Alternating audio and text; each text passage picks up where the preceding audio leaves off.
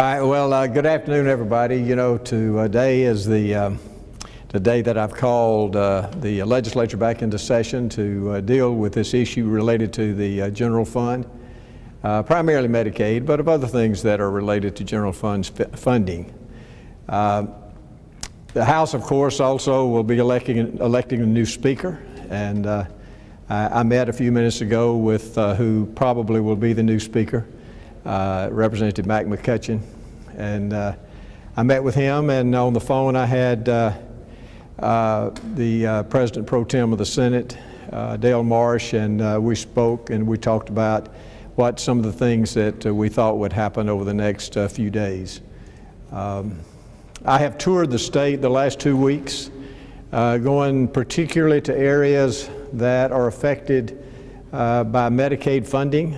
We've been to areas dealing with intellectual disabilities like the ARC in Tuscaloosa, to hospitals, to nursing homes.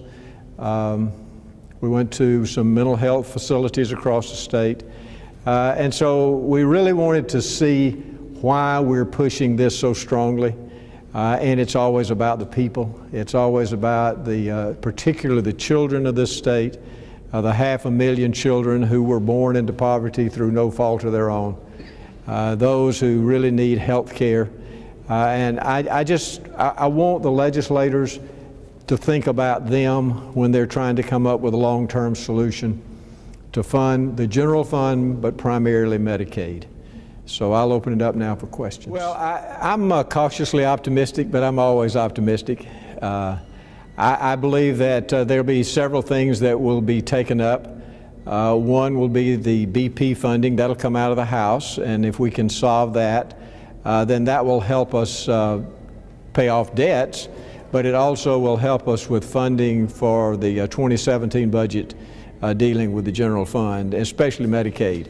So that'll help us there, and I believe, talking to the leadership and talking to my legislative team, who has spoken with many legislators, I think that we have a fairly good chance of getting something passed and letting the people vote on it. This is the most important thing. What they're doing here, they're not voting on a lottery. They're voting on the people's right to vote on a lottery.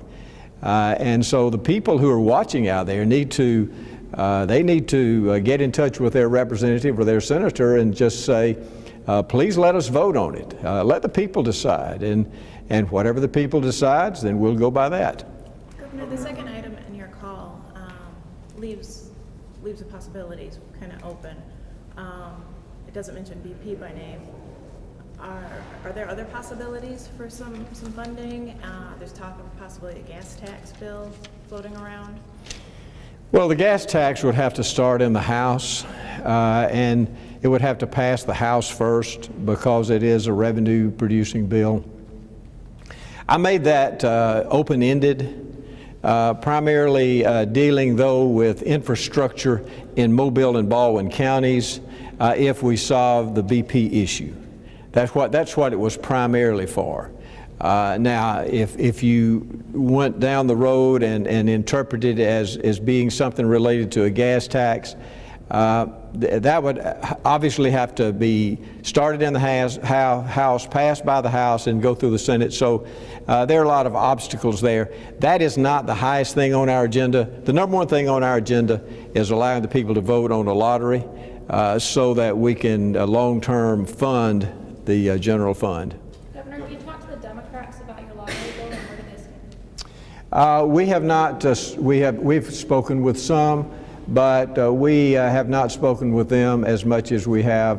My legislative team, they work with individual legislators, and they have spoken with some, probably more than I have.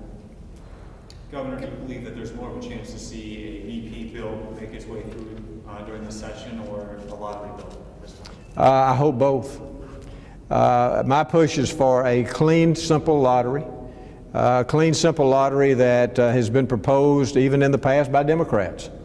In fact, the one I'm proposing is not a lot different. Some Republicans signed on to that, but that was in 2015. Mine is very simple. I think the people would like a very simple lottery.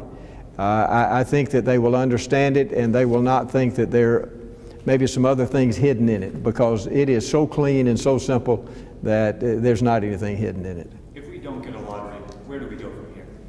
We're not even going to talk about that. We may come back, so because we're going to try to solve this. Let's don't talk about losing before the game starts, and it's starting today. We have time for 2 more questions. Governor, the other lottery bill that's out there would allow the electronic machines at the dog tracks. Are you actively opposing that one? Are you neutral? Can you describe your position on it? Well, my position has been that I want to get something through both houses, and I believe that that was the best chance, especially in the House when we proposed that. I do not want to see widespread casino-type gaming in the state, and I have said that, and I don't believe the people of the state really want that. But we'll see what comes out of the Senate and what comes out of the House. If we can get something out of both and let the people vote on it. You know, the legislative process is, as they say, it is like making sausage. It will not always be exactly what goes in on the front end and what comes out on the back. So we'll just wait and see. Governor, you have a lottery proposal. Senator McClendon has one. Senator Sanford has one. Do you think the more proposals that are added makes it harder to get any of them passed? I think what will happen is if something is passed, it will be kind of a combination of some of those. That's probably what will happen, especially in the Senate. Then it'll go to the House, and then the House will make the decision. And the House is not going to, I don't believe, agree to exactly what the Senate sends. So usually you'll have to concur. One House will have to concur with the others, or they'll go to conference. Governor, should the lottery pass, will you be campaigning for its passage? I will, because let me tell you, this is not about the lottery, and I've told you all this for the last several weeks. This is about the lives of the people of this state, especially the children. You know, I'm asked all the time, well, what about education? Well, let me tell you, 500,000 children in this state are on Medicaid, and they are poor, and I can tell you those are two things right now in their lives, their health and poverty. That keeps them from being educated. So if you want to talk about education, that's how we solve some of the education problems, is we make sure these children are healthy and that they can go to school. Thank you guys. That's all the time we have. Hey, thank y'all.